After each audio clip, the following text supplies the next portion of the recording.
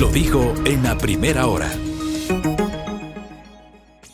A esta hora, justo ayer fue jueves, justo ayer se cumplieron 3 semanas de la presidencia de Daniel Noboa Sim.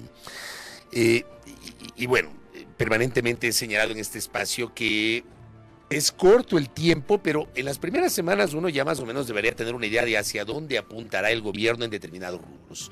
Yo le quiero preguntar a nuestro invitado, al jurista Andrés Donoso, que está con nosotros. Él es especialista en temas mineros, en temas de sectores estratégicos. Le quiero agradecer y dar el buenos días al doctor Andrés Donoso. Si él ve un derrotero, si él ve una política clara sobre hacia dónde va a ir el gobierno de Noboa en temas de sectores estratégicos, petróleos, minería, etcétera. Doctor, bienvenido, qué gusto. Hola Fabricio, buenos días a toda la audiencia, Belkis.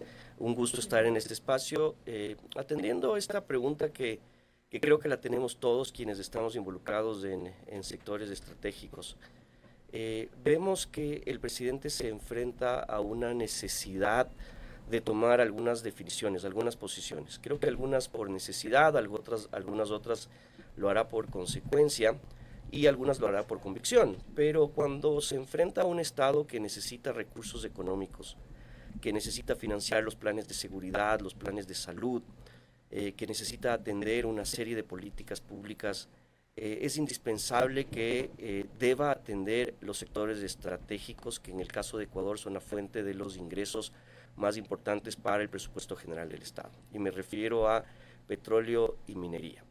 Entonces, creo que el presidente tiene la necesidad de dirigir esta política, de establecer el norte claro de hacia dónde las empresas deben atender sus esfuerzos para incrementar la producción petrolera, hacia dónde tenemos que regresar a ver para atraer inversión extranjera, hacia dónde tenemos que regresar a ver inmediatamente para incrementar los ingresos de nuestras arcas fiscales.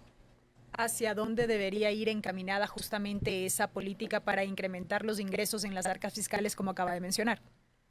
Por supuesto, tenemos el Ecuador viene muchos años dependiendo de sus recursos naturales. Sería absurdo pensar que podemos dejar de depender de los ingresos petroleros o dejar de contar con esos recursos para financiar las otras políticas. En mi visión, y creo que esta visión la compartimos muchos en el sector, debemos usar los recursos que tenemos disponibles de una manera responsable, de una manera técnica, de una manera amigable con el medio ambiente, pero tenemos que hacerlo pronto. Tenemos que incrementar esa producción petrolera, tenemos que incrementar la cantidad de minas y consecuentemente incrementar los ingresos para las zonas de influencia, para las familias, para las comunidades cercanas a los proyectos y para todos los ecuatorianos. De alguna manera, el resultado de la consulta popular del Chocó andino, que fue un resultado negativo, ¿no terminó siendo un golpe para el sector minero y las expectativas que hay de inversiones en ese rubro?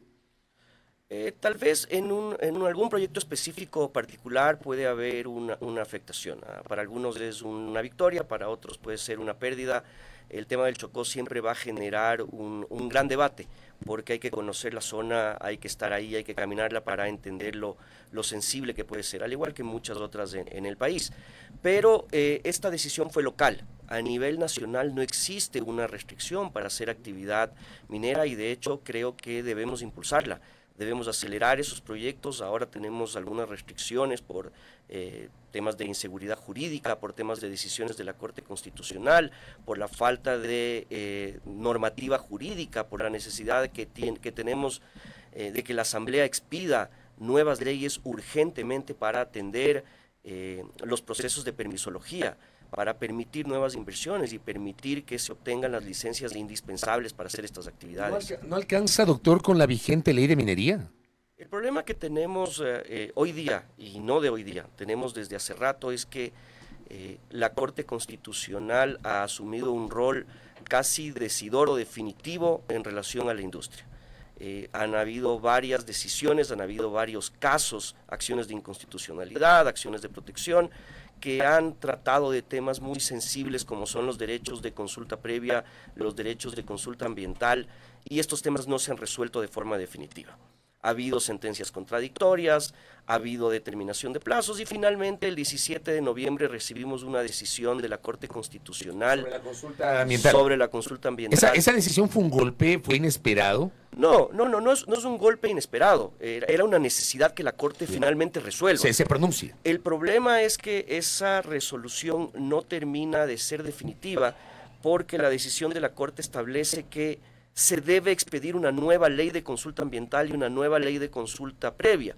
Y mientras tanto hay proyectos que no se van a poder ejecutar, hay permisos que no se van a poder otorgar y seguimos teniendo incertidumbre sobre cuándo vamos a poder desarrollar estos proyectos. Si bien aún del todo no existe esta claridad respecto de la política del gobierno en cuanto a sectores estratégicos como tal, tenemos en ciernes una consulta popular que se ha anunciado desde época de campaña. ¿Por ahí sería la vía? No, la vía de la participación ciudadana y los niveles de consulta tienen diferentes esquemas. La consulta popular va por un lado, la consulta ambiental va por otro lado, la consulta previa va por otro lado. Y en esto, Belkis, es súper valiosa tu pregunta porque creo que tenemos que involucrarnos en identificar y conocer muy bien estas instituciones, las diferencias, qué significa consulta popular, qué deberíamos tratar en consulta popular. Y no debemos tratar en consulta popular los temas que deben tratarse en consulta ambiental. Y no debemos tratar en consulta ambiental los temas que debemos tratar en consulta previa. Y las sentencias y estas contradicciones y estos procesos y esta confusión que ha existido a nivel de legisladores, del Ejecutivo y de algunas otras instituciones ha generado que hoy tengamos, perdóname la expresión, un shampoo, una confusión de cómo aplicar estas instituciones y la necesidad ahora de la Asamblea de tener que expedir nuevas regulaciones para estos procesos. ¿Y eso provoca que el país no siga siendo atractivo para la inversión minera? Mira, cuando hay inseguridad jurídica, todo es más caro y más difícil. Un inversionista viene al país y te pregunta, ¿cuánto tiempo me toma obtener una licencia ambiental? Tú haces el mejor análisis, el mejor esfuerzo y te das cuenta que tienes que dar una respuesta incompleta, que dice depende. Cuando tú a un inversionista le dices que su permiso ambiental no tiene una fecha certera, no tiene un rango de tiempo en el cual va a ser obtenido, esto encarece financiamiento, limita las capacidades de acceso a otros inversionistas o a otros capitales y complica y demora. Y si es que hay otra alternativa, otros países que están buscando capitales, seguramente vamos a perder en la competencia de atraer capitales al país. A ver, luego del pronunciamiento de noviembre de la Corte Constitucional, se entiende que la cancha, digamos, la pelota está en la cancha de la Asamblea. La pelota está en el caso de la ley de consulta ambiental, en la Defensoría del Pueblo, que debe proponer un proyecto a la Asamblea inmediatamente correcto. Y un año después la expedición de la ley por parte de la Asamblea. En el caso de Perdón que le interrumpa. ¿Qué tiempo tiene la Defensoría del Pueblo para proponer a la Asamblea ese proyecto? No tiene un plazo, pero se entiende que es inmediato. Se entiende que ya va a tomar un proyecto que existe, reactivar alguno que lo tenga en el escritorio o proponer uno nuevo de forma inmediata. Hemos enfatizado hasta el momento sobre el tema de la inversión extranjera, pero ahí yo me pregunto, y creo que cabe esta pregunta ligada al clima que ahora mismo vive nuestro país en cuanto al ambiente político, lo reciente que hemos tenido en estas últimas horas a propósito de casos de corrupción en el sistema de justicia, lo que genera inestabilidad de alguna forma. Sí, la inestabilidad sin duda es otro elemento que un inversionista considera, pero Ecuador no es una isla en Latinoamérica, hay inseguridad, hay problemas similares en otros países y sigue habiendo inversión. No quiero decir que no es un efecto menor. En la medida en que el Ecuador se vuelva más estable, va a haber mejores inversionistas, más inversionistas. Eso sin duda es una consecuencia directa. Pero los inversionistas están muy enfocados en los proyectos que ya existen. Ya trajimos los inversionistas. Ecuador ya tiene grandes compañías mineras. Ecuador ya tiene grandes descubrimientos mineros. Pero tenemos 2 proyectos de minería a gran escala. Solo tenemos 2 minas en producción. Que son los 2 de Zamora Chinchipe. Uno en Zamora Chinchipe, los 2, sí. Fruta del Norte y Mirador. Y Mirador, que son los 2 únicos de minería a gran escala. ¿Y el resto? Los otros están en exploración o en proceso de desarrollo, pero no pueden avanzar porque no han podido concluir su permisología, no han podido obtener la licencia ambiental y no lo van a poder hacer en el cortísimo plazo porque hay que esperar que salga la ley. Este es el problema de inseguridad al que me refiero. No podemos definir cuándo esos proyectos van a poder avanzar, porque en donde quiera que haya una comunidad indígena, se requiere el ejercicio del derecho colectivo de consulta previa. Y esa norma no existe. y esa norma debe ser expedida. Y ese derecho, por supuesto, que tiene que ser garantizado. Porque está en la Constitución del año 2008. O sea, han pasado 15 años y no tenemos una ley que instrumente esa consulta previa, doctor. Hay un debate si se requiere o no se requiere. La Corte ahora dice sí se requiere. Sí se requiere. Sí, porque tú sabes que el derecho constitucional puede ser ejercido de forma directa. No se puede impedir o limitar un derecho constitucional por falta de norma. Pero en cambio la norma secundaria lo que hace es aterrizar el procedimiento, me imagino. Claro, yo, ¿no? el problema es que la Corte cuando se pronuncia y te pregunta, ¿quién ejerce el derecho de consulta previa? Y no hay una respuesta porque no hay un cuerpo normativo que responda con claridad. ¿Quién es el responsable dentro del Estado ecuatoriano que debe hacer ese proceso de consulta? ¿Quién es la institución, el organismo, cómo se financia, cuántos operadores existen, a quién responden los operadores, cuántos GATS se involucran, cuántas comunidades se involucran? Todo este proceso no está regulado y por eso la necesidad de la expedición de la ley. Sin embargo, en mi criterio personal, creo que hay las herramientas, hay los sustentos y hay las bases jurídicas necesarias para implementar un proceso de consulta previa sin necesidad de que se expida una nueva ley. Dejando un poco de lado este tema, en medio de todo esto tenemos la discusión ahora mismo de un proyecto urgente en materia económica en la Asamblea Nacional. ¿Qué lectura le merece a usted hasta el momento lo que va de la discusión y los aportes? Bueno, siendo un gobierno que va 3 semanas, como se dijo en la introducción de este programa, creo que debemos apoyar. O sea, el primer mensaje que a mí me viene es, tenemos que impulsar estos esfuerzos y probablemente muchos más en la medida en que vayan generando los resultados que el gobierno nos va trazando. Si el gobierno nos va trazando objetivos por una necesidad fiscal inminente y nos propone una alternativa, puede ser que nos guste más, menos, es una alternativa, vamos a impulsarla porque no tenemos otra alternativa, deberíamos impulsar. Si esta cumple parcialmente o totalmente los objetivos unos u otros, ok, luego la evaluaremos. Seguramente vendrá otro proyecto, porque esta va a ser insuficiente. Tendremos que empezar a discutir cómo el Estado va a financiar su presupuesto, cómo se van a atender todas las necesidades y este proyecto no responde todas esas preguntas. Claro, pero la pregunta ahí es si el gobierno de Daniel Noboa tendrá tiempo para, por ejemplo, luego de este proyecto, impulsar tal vez una iniciativa que apuntale a solucionar este problema de fondo, doctor. Bueno, como ecuatoriano tenemos la esperanza que el gobierno de Daniel Noboa sea exitoso. Creo que a todos nos conviene que sea exitoso y que tenga resultados en el corto plazo y que si va bien un proyecto venga otro y si tiene un resultado venga otro. Es difícil, entendemos la situación, objetivamente es un país en transición, el presidente se enfrenta a desafíos históricos, a desafíos del presente y no tiene un futuro tan a largo plazo para planear una estrategia que dure más de un año. Entonces el escenario es complejo. Confiemos en que su dinamismo, su fuerza, la energía que está provocando pueda traerle las respuestas que necesita. Cuando hablamos justamente de que es un gobierno de transición, es un gobierno de 16, 17 meses, vuelvo a la pregunta original con la cual empecé esta entrevista con Andrés Donoso. Siendo un gobierno de transición y con todo lo que hemos conversado de la ausencia de una ley, del tema de seguridad jurídica, en este año y medio que será presidente Daniel Noboa, ¿se podrán traer inversiones? O sea, a partir de esta ley, no sé qué presentará Noboa el próximo año, pero ¿se podrá hacer algo en ese sentido? Yo confío que sí, Fabricio. En la medida en que identifiquemos bien a los inversionistas responsables, identifiquemos bien los proyectos, prioricemos y atendamos con esa prioridad, con esa claridad de los resultados que van a traer esas inversiones, yo confío que sí se puede traer inversión y buena inversión en este periodo. ¿Por qué? Porque ya se ha hecho mucho camino.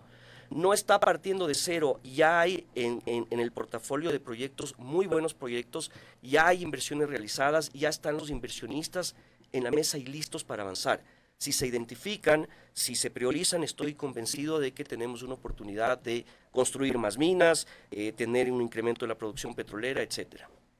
¿Y la postura de los sectores sociales podría ser un obstáculo el próximo año? Por el momento hay un silencio por parte de los sectores sociales.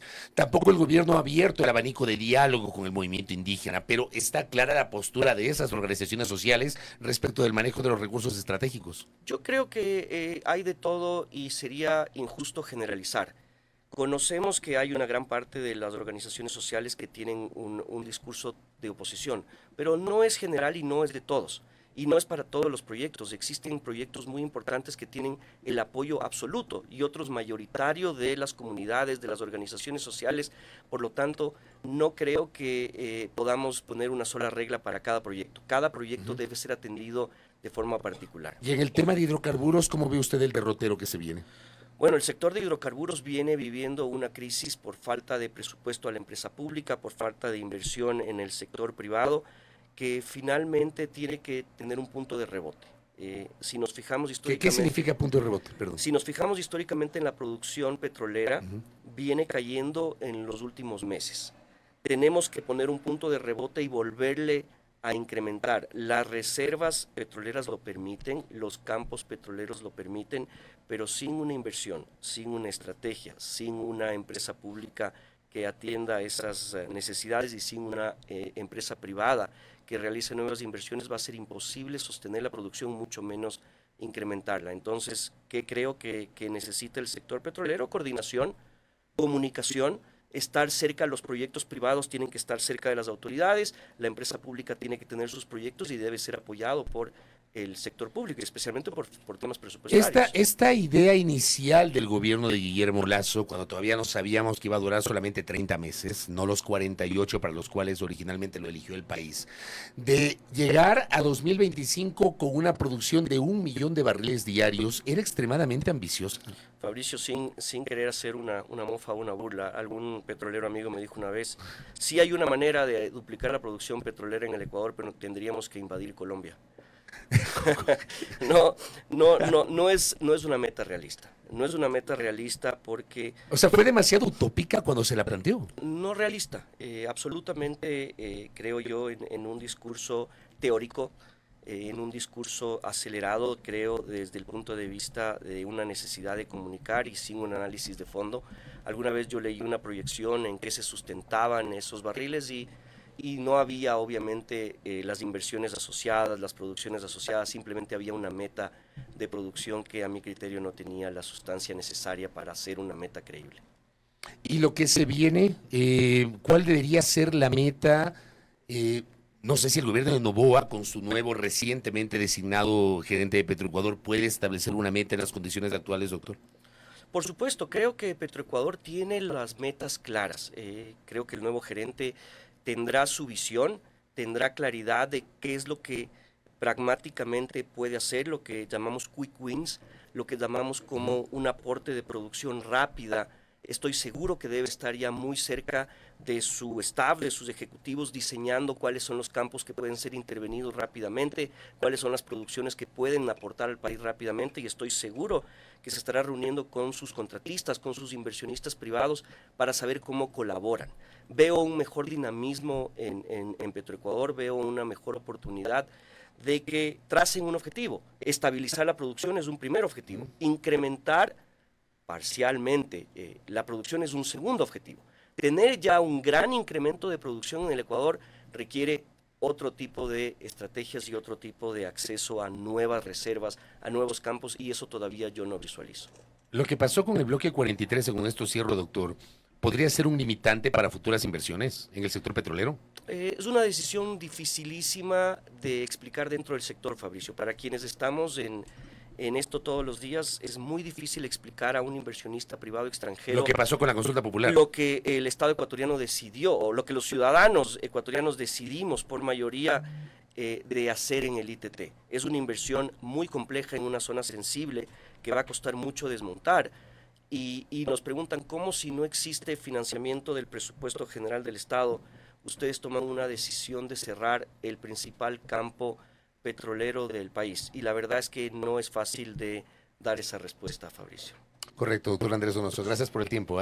Muchas gracias por la entrevista. Gracias al jurista Andrés Donoso, que ha estado con nosotros. Él es especialista en temas de sectores estratégicos, hidrocarburos, minería, hablando un poquito sobre lo que pasa hoy y el futuro de estos sectores en la administración de Daniel Noboa Asín. Primera plana. Todas las noticias, todas las voces.